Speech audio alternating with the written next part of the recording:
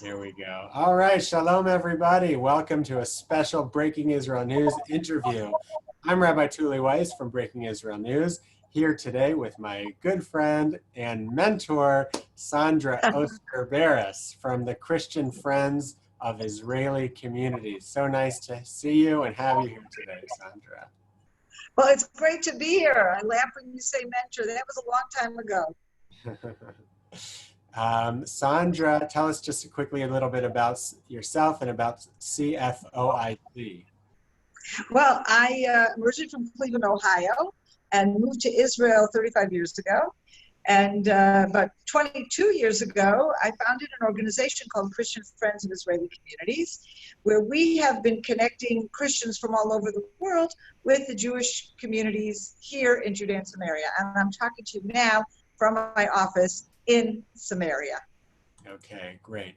And so you are in touch with Christians all the time who are specifically interested in supporting Judea and Samaria, the biblical name for what's also known in the media as the West Bank. West Bank, right. Or even the occupied territories. We won't go into all of that right now. What I wanted to hear from you about is that there's a lot of attention on Secretary of State Pompeo's recent visit to Israel, and perhaps what was the agenda of his visit? Why was it so important amidst the corona pandemic that he had to get on an airplane and come immediately and only to Israel? And it was because he wanted to talk to the new government of Israel, Prime Minister Netanyahu and Benny Gantz, about something very important to the Trump administration, and that is annexation. So first of all, Sondra, can you explain what annexation is all about? What does it even mean? Okay, well, in 1967, Israel captured Judea and Samaria as a result of an attack on Israel by Jordan at that time. And this meant that Israel was returning to the heart of biblical Israel. We were coming back to these places like the old city of Jerusalem and Hebron and Shechem and Bethlehem, places where, you know, we unfortunately didn't have control of it at the beginning of statehood. Ever since then, and we're talking about more than 50 years now, Israel has been kind of ambivalent of what will be the future of these areas. Now, I'm part of what's often known as the settlement movement. I'm part of those people who today number close to 500,000 Jews who have come into these areas and settled them and taken the barren hilltops and turned them into beautiful cities and towns and communities. And all this time, we have been treated kind of as the stepchild of Israel, to a certain extent in Israel, but to a very large extent all over the world, where there are boycotts against Israel because of us, and so many other things, because around the world people believe, and still, unfortunately, most governments around the world believe that Israel should be handing this area in its entirety to the Arabs so that they can create a Palestinian state.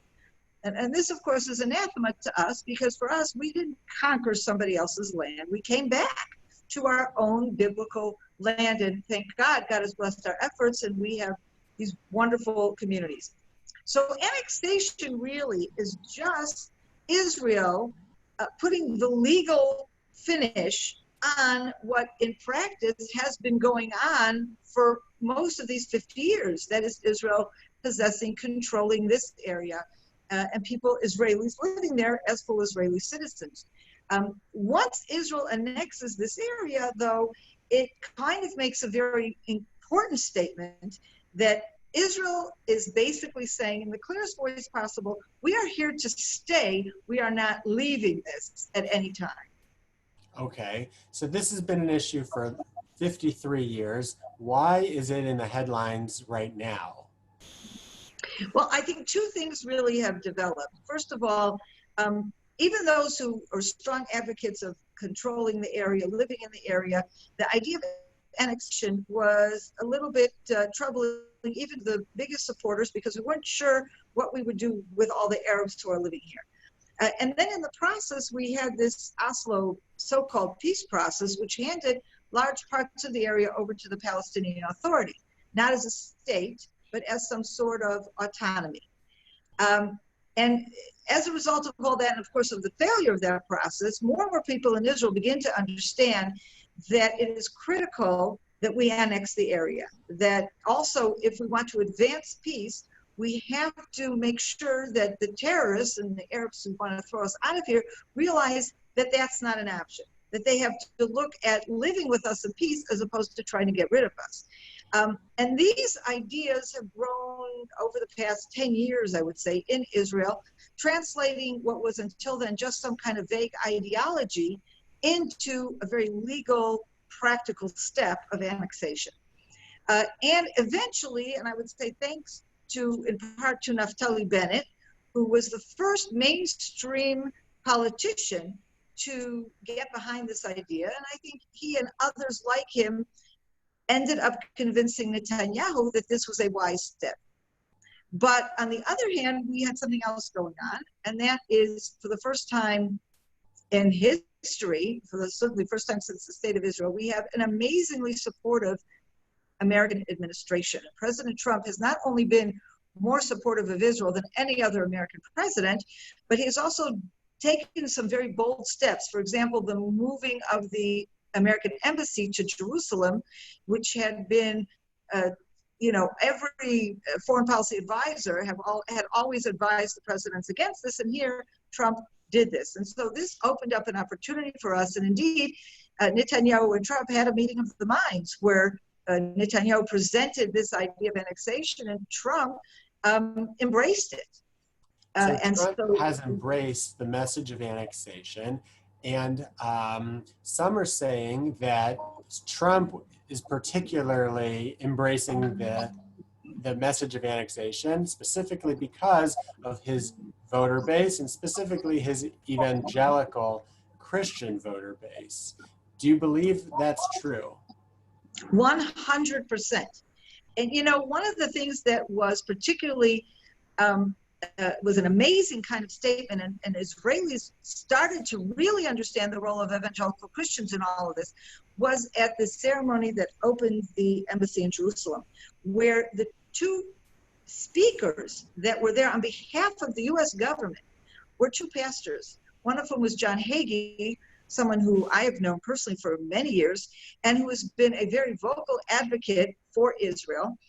And all of a sudden, people here in Israel began to say, wow, the people who have the closest influence on President Trump, at least on the Israel issue, are the same people who have been the strongest evangelical Christian support for Israel this past, 20 years or so. And that really, really helped us to understand how this opportunity is something we dare not miss right now, while we have this amazing partnership between evangelical Christians and the President of the United States. Now, I know that the evangelical Christians care deeply about Jerusalem. They often will say, they often pray for the peace of Jerusalem.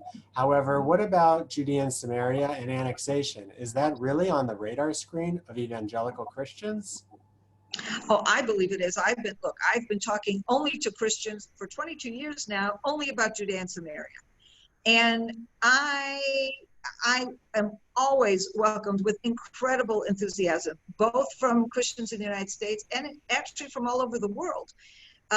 For years now, people have said to me, is Israel going to annex? Most Christians don't even understand that Israel hasn't already annexed. Most Christians assume that it belongs to Israel legally as well as biblically. So what are the main reasons? Why do Christians care about annexation? What are the main reasons that they are passionate about annexation? Well, I would say like this. The reason Christians love Israel and are supportive of Israel is because of God's promise to Abraham. God spoke to Abraham in Genesis 12 and said, I will give this land to your children.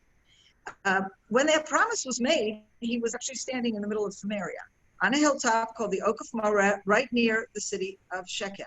And from that point onward, the Bible talks not only about the land of Israel, but so much of the prophecies, so much of the actual events that take place in the Bible take place in Judea and Samaria. And Christians understand that. And if their whole support for Israel is deriving from their biblical understanding of the relationship between the God of Israel, the land of Israel, and the people of Israel, then once they understand that Judea and Samaria is the biblical heartland, it's a no-brainer. Well, how can that not be part of the state of Israel? Is more often the kind of response I receive from Christians.